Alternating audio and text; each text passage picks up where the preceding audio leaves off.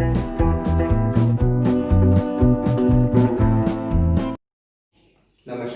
मी श्री साळुंके युवराज गौरला, शाळा पूज्य आचार्य विषय ज्युनियर कॉलेज कासा तालुका डहाणू. मित्रांनो, आपण विषय मराठी युवक भारती म्हणजेच इयत्ता 12वीच्या युवक भारती पुस्तकातील दुसरी कविता रोज मातीत ही अभ्यासली. या कवितेच्या कवयित्री कल्पना दुधाळ यांनी एका शेतकरी स्त्रीच्या जीवनाची कथा या ठिकाणी मांडलेली. कवितेची भाषाशैली प्रेमळ, हृदयाला भिडणारी अशी भाषाशैली त्यांनी वापरलेली. कष्ट करणाऱ्या स्त्रीचं वर्णन केलेले, शेतकऱ्याबरोबर शेतीत काम करणारी जी स्त्री आहे तिच्या कष्टमय जीवनाचं वर्णन या कवितेमध्ये कवयित्री कल्पना दुधाळ यांनी केलेले. आज आपण या व्हिडिओमध्ये या कवितेच्या प्रश्न उत्तरांचा आपण विचार करणार आहोत. त्यात आपण आकलनात्मक प्रश्नात कृतीयुक्त, चौकट पूर्ण करा, जोड्या जुळवा, यमक शोधा अशा वेगवेगळ्या प्रश्नांचा त्या ठिकाणी विचार करणार आहोत. एवढंच नाही मित्रांनो, तर काव्य सौंदर्य, भाषा सौंदर्य या संबंधीच्या प्रश्नांचा देखील आपण त्या ठिकाणी विचार करणार आहोत. आणि अभिव्यक्ती स्वातंत्र्याचा म्हणजे सोमत कृतीचे की तुम्ही तुमचं त्या ठिकाणी मत व्यक्त करा अशाही प्रश्नांचा आपण या ठिकाणी विचार करणार आहोत. सुरुवातीला आपण आकलनात्मक प्रश्नात कृतीयुक्त प्रश्नांची सुरुवात करू. सुरुवातीला आपण या ठिकाणी आकलनात्मक प्रश्न यांचा विचार करू. त्याच्यात पहिला कृती करा अशा संबंधीचा प्रश्न आहे, त्याचा आपण त्या ठिकाणी विचार करू. कृती करा. कवितेतील स्त्री करत असलेली विविध कामे: सरी वाफ्यात कांदे लावणे, झेंडूची फुले तोडणे, घरादाराला तोरण बांधणे, ऊसाचे बेणे मातीत दाबणे आणि विहिरीतून पाणी काढणे. पुढची कृती चौकट पूर्ण करा. पहिला प्रश्न, कांदे कुठे लावतात? चौकटीत लिहायचं, सरी वाफ्यात. दुसरा प्रश्न, मी येथे नांदते. चौकटीत लिहायचं, मातीत. तिसरा प्रश्न, रोज मातीत कवितेचा काव्यसंग्रह. चौकटीत लिहायचे, सिजरकर म्हणते हे माती. प्रश्न चौथा, हिरवं गोंधलेली जमीन. चौकटीत लिहा, काळी आई. प्रश्न पाचवा, फुले कोणती? झेंडूची फुले. प्रश्न सहावा, घरादाराला बांधलेले. चौकटीत लिहायचे, तोरण. प्रश्न सातवा, काड्या काड्यांनी साधलेला.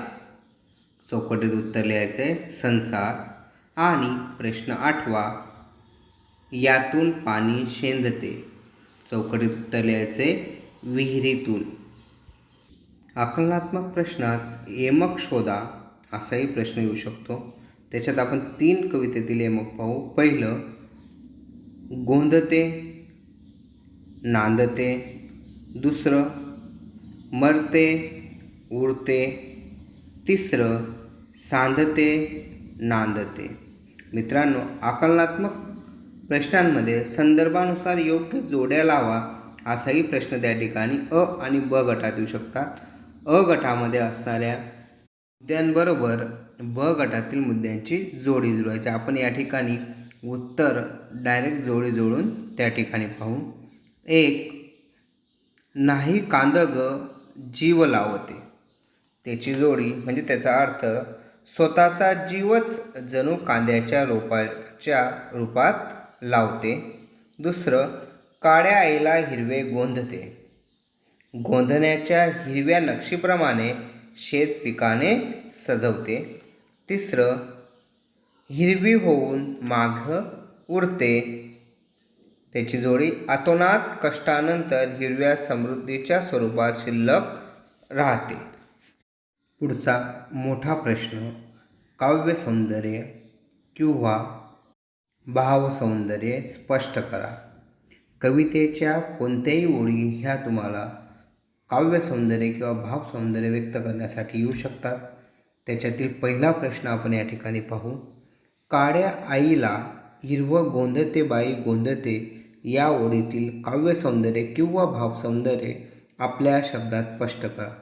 मित्रांनो, या मोठ्या प्रश्नाचं उत्तर लिहिताना सुरुवातीला कवितेचं नाव रोज मातीत या कवितेत कवयित्री कल्पना धुमाळ यांनी शेतात कष्ट करणाऱ्या स्त्रीचं जीवन कसं यातनामय असतं, कसं ती त्या ठिकाणी कष्ट करते आणि त्या भावना आपल्या काव्यातून मांडण्याचा प्रयत्न तिने या ओळींमध्ये केलेला दिसून येतो. प्रत्यक्ष मग दुसऱ्या परिच्छेदामध्ये कवितेचा किंवा त्या ओळींचा आशय सौंदर्य त्या ठिकाणी मांडायचे आपल्याला या ठिकाणी जाणवतं की शेतकरी हा आपल्या शेतीला आईचं स्थान त्या ठिकाणी देतो. या काळ्या आईमध्ये मी खपतो, कष्ट करतो, घामाचं शिंपण मी त्या ठिकाणी करत असतो आणि ते शिंपण केल्यानंतर माझी काळी आई मला भरपूर असं उत्पादन त्या ठिकाणी देते. लेकराप्रमाणे ती माझं संगोपन त्या ठिकाणी करते आणि म्हणून शेतकरी आपल्या जमिनीला, मातीला, शेतीला, काळ्याभोर अशा मातीला आईचं स्थान त्या ठिकाणी देतं. त्याच्यासाठी सर्वस्व काही जर असेल तर ती फक्त त्याची काळी आई असते आणि म्हणून तो आईचं संबोधन आपल्या जमिनीला, आपल्या शेतीला त्या ठिकाणी देतो. तिच्यात तो कष्ट करतो आणि कष्ट केल्यानंतर त्या ठिकाणी हिरवं पीक त्या ठिकाणी निर्माण होतं.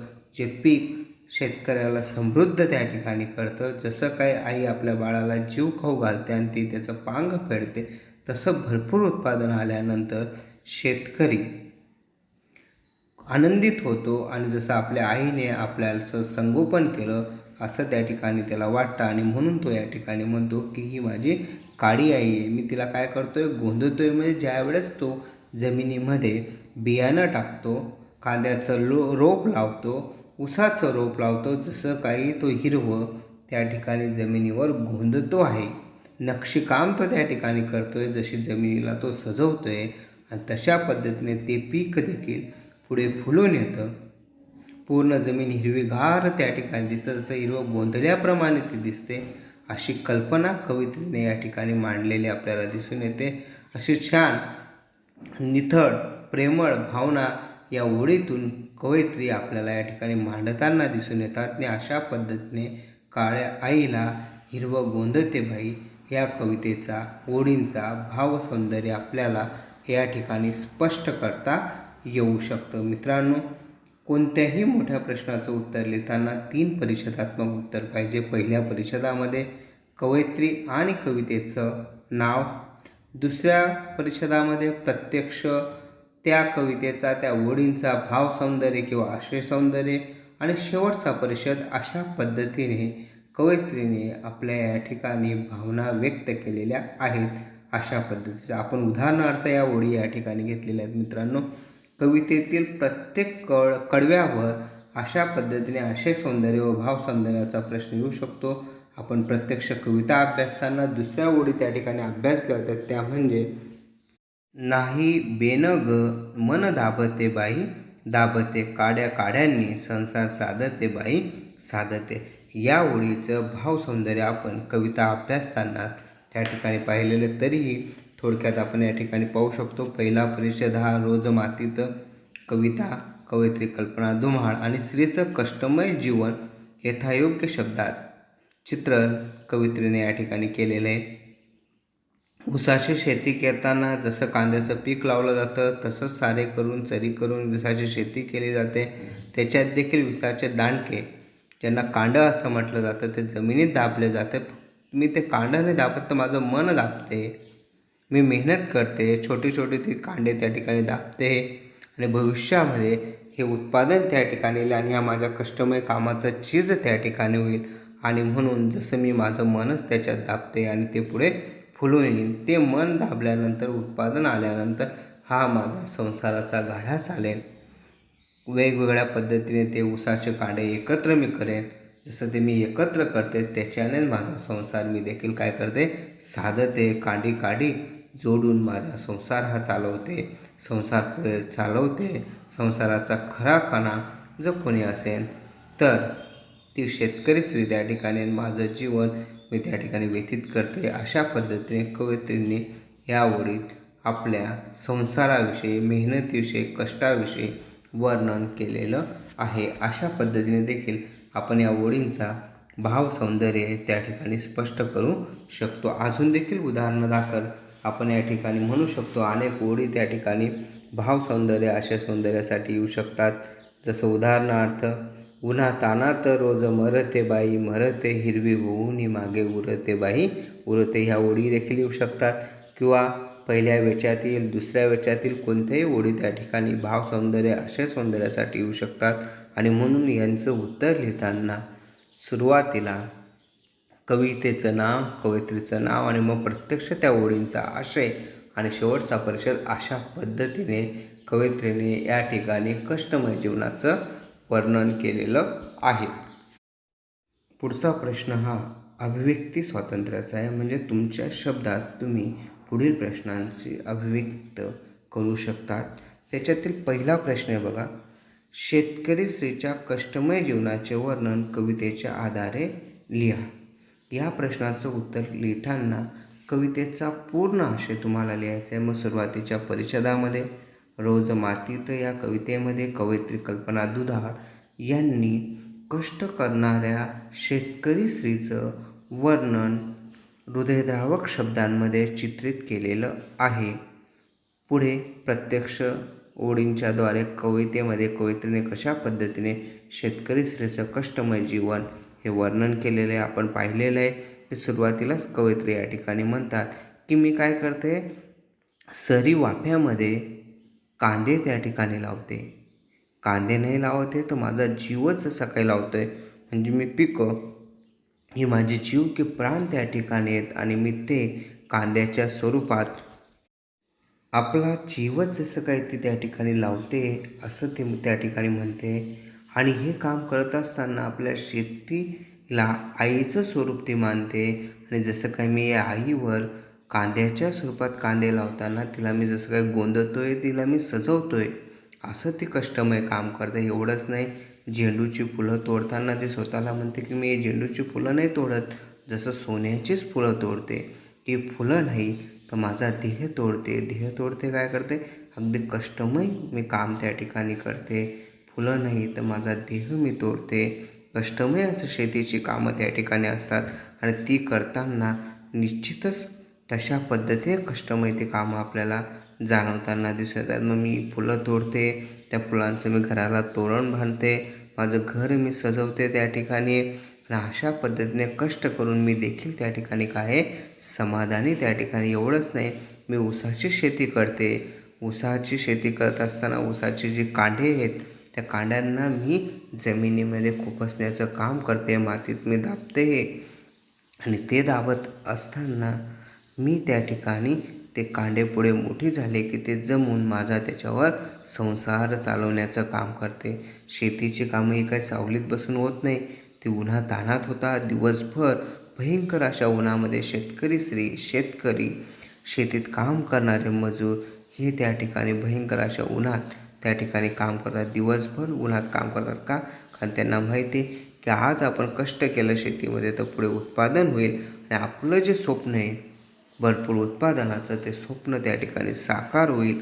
असं कष्टमय काम ते करते. आणि म्हणून म्हणते शेतकऱ्याचे की उन्हातान्हात काम करते. कारण का, मला भविष्याची त्या ठिकाणी ओढ त्या ठिकाणी. आणि हे काम करताना जसं काय मी ते काम करताना त्या ठिकाणी मरतेच आहे, त्या कामामध्येच मी त्या ठिकाणी मरते, असं त्या ठिकाणी कवयित्री आपल्याला मध्ये. पण तरी देखील हे हिरवं शेत मागे उरतं आहे, ही जमीन हिरवी झालेली, उत्पादन आलेलं मी त्या ठिकाणी पाहते.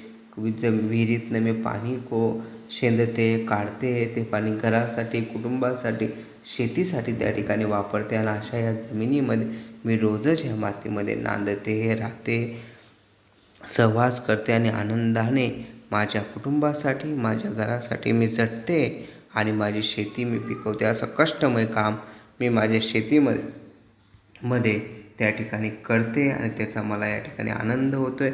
आणि माझ्या आईच्या हिरव्या कुशींमध्ये हे हिरवं पीक त्या ठिकाणी जसं माझं स्वप्न येऊन ते बाहेर होतं आहे.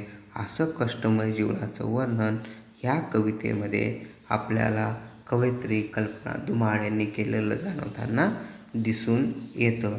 तशाच पद्धतीने दुसरा त्या ठिकाणी प्रश्न तुम्हाला विचारला जाऊ शकतो. हा प्रश्न तर तुम्ही प्रत्यक्ष जिथं पाहिलेलं आहे, अनुभवलेलं आहे, त्याच्या आधारावर तो लिहायचा आहे. तो प्रश्न म्हणजे तुमच्या परिसरातील कष्ट करणाऱ्या स्त्रीच्या कुटुंबाच्या उदरनिर्वाहातील योगदान स्पष्ट करा. आता या ठिकाणी तुम्ही तुमच्या शेजारी असणारी एखादी शेतामध्ये काम करणारी स्त्री दररोज कशी ती शेतामध्ये कामाला जाते, कशा पद्धतीने आपल्या मुलांना शाळेत पाठवते, लहान बाळ असेल तर त्याला बरोबर घेऊन जाते, आपल्याबरोबर खाण्याची शिदोरी घेऊन जाते, धावपळ करत सर्व आवरून घरातील सर्व आवरून धावत शेतामध्ये काम करते. तिथं कसं तिथे काम करते, कष्टमय काम करते. तिथला मालक तिच्याशी बोलत असेल जोरात, आपल्या मुलाला ती लहान बाळाला सांभाळते, दुपारी कुठेतरी थोडंफार खाते आणि परत त्या भयंकर अशा उन्हामध्ये काम ती त्या ठिकाणी करते आणि आपल्या मुलाला, आपल्या संसाराला देखील त्या ठिकाणी सांभाळते. ते तुम्ही वर्णन करू शकता. किंवा एखाद्या इमारतीवर काम करणाऱ्या स्त्रियांचं त्या कशा पद्धतीने घर संसार सांभाळून त्या इमारतीवर काम करतात. रेल्वे रुळाचं काम करणाऱ्या स्त्रिया म्हणा किंवा इतर कुठेही एखाद्या कारखान्यामध्ये काम करायला जाणारी स्त्री म्हणा, एखाद्या कंपनीत काम करायला जाणारी स्त्री म्हणा, कंपनीमध्ये ऑफिसर म्हणून नाही म्हणत मी, एखादे वर्कर म्हणून त्या ठिकाणी काम करणाऱ्या स्त्रीचं देखील कष्टमयच त्या ठिकाणी काम आहे आणि ती देखील आपल्या कुटुंबाच्या उदरनिर्वाहासाठी त्या ठिकाणी. मग याच्यातील कोणत्याही स्त्रीचं वर्णन तुम्ही त्या ठिकाणी तुमच्या शब्दांमध्ये त्या ठिकाणी ते मांडू शकतात आणि तेच त्या ठिकाणी योग्य उत्तर हे राहणार आहे. ती स्त्री कशा पद्धतीने आपलं अंग दुखत असेल किंवा आजारपण असेल त्याच्याकडे दुर्लक्ष करून आपलं काम त्या ठिकाणी मेहनतीने करत असते आणि कुटुंबासाठी मीठ भाकर आणण्याचं काम करते. दिवस रात्र ती खपते, कामावून घरी आली की लगेच आपलं घरचं जे काम आहे ती त्या ठिकाणी करताना दिसून येते. त्याबाबत ती कोणतीही तक्रार करत नाही. मुलांना सांभाळून, शेतीचं काम करून किंवा इमारतीमध्ये नोकराचं काम करून, भांडे धुणारी स्त्री असेल, अशी कोणत्याही स्त्रीचं जी कष्टमय त्या ठिकाणी काम करते आणि कुटुंबासाठी उदरनिर्वाह चालवण्याचं काम करते, अशा स्त्रीचं तुम्ही त्या ठिकाणी तुमच्या शब्दामध्ये वर्णन करू शकता. त्याचबरोबर तुम्हाला एखाद्या वेळेस या कवितेचं रसग्रहण करा असाही प्रश्न त्या ठिकाणी येऊ शकतो. मित्रांनो, रसग्रहण करा हे म्हणजेच या कवितेचा पूर्ण आशय तुमच्या शब्दात त्या ठिकाणी मांडायचा आहे. त्याच्यात थोडक्यात या कवितेचं भाषा सौंदर्य देखील तुम्ही त्या ठिकाणी मांडू शकतात की कशा पद्धतीने सोज्वळ, प्रेमळ, हृदयाला भिडणारी अशी भाषा आहे. सोपे सोपे शब्द त्या ठिकाणी आहेत. यमकचा वापर त्या ठिकाणी केलेला आहे. त्याचबरोबर प्रतिमांचा वापर केलेला आहे. हिरवं होऊन मागे उरणं म्हणा किंवा रोज मातीत नांदणं म्हणा, अशा मनाला भिडणाऱ्या प्रतिमा त्या ठिकाणी वापरलेल्या आहेत. कष्ट कसं ती सोसते, हृदयाला बसणारी भावना त्या ठिकाणी मांडलेली. प्रत्यक्ष कवितेतील ओळींचं माहिती, आशय त्या ठिकाणी तुम्हाला मांडायचं आणि असं या कवितेचं रसग्रहण तुमच्या शब्दात तुम्ही त्या ठिकाणी करू शकतात. अशा पद्धतीने या ठिकाणी आपण या कवितेवर विचारल्या जाणाऱ्या वेगवेगळ्या प्रश्नांचा त्या ठिकाणी विचार केलेला आहे. मग त्याच्यात आकलनयुक्त प्रश्न आपण पाहिले की ज्याच्यामध्ये कृती करा, जोड्या जुळवा, त्याचबरोबर चौकट पूर्ण करा, असेही शब्द प्रश्नांचा आपण या ठिकाणी विचार केला. त्याचबरोबर कवितेच्या ओळीवर येणारे आशय सौंदर्य किंवा काव्य सौंदर्य अशाही प्रश्नांचा आपण या ठिकाणी विचार केला. त्याचबरोबर जे काही मोठे प्रश्न आहेत म्हणजे अभिव्यक्ती स्वातंत्र्याचे प्रश्न जे तुमच्या शब्दामध्ये त्या ठिकाणी मांडायचे आहेत ते कसे मांडायचे आहेत, कसे उत्तरात मोठ्या प्रश्नाच्या उत्तराला 3 परिच्छेद त्या ठिकाणी करायचे आहेत, हाही विचार पाहिला. कवितेचं नाव, कवयित्रीचं नाव, मग प्रत्यक्ष उत्तर, मग त्या ठिकाणी प्रश्नाचा समारोप, या सर्व पद्धतीने आपण त्या ठिकाणी या प्रश्नांचा विचार त्या ठिकाणी केलेला आहे. पुढच्या तासिकेला आपण पुढच्या पाठाकडे त्या ठिकाणी जाऊ आणि पुढच्या पाठाचा देखील अभ्यास त्या ठिकाणी आपण करणार आहोत. या ठिकाणी आपण थांबू. धन्यवाद.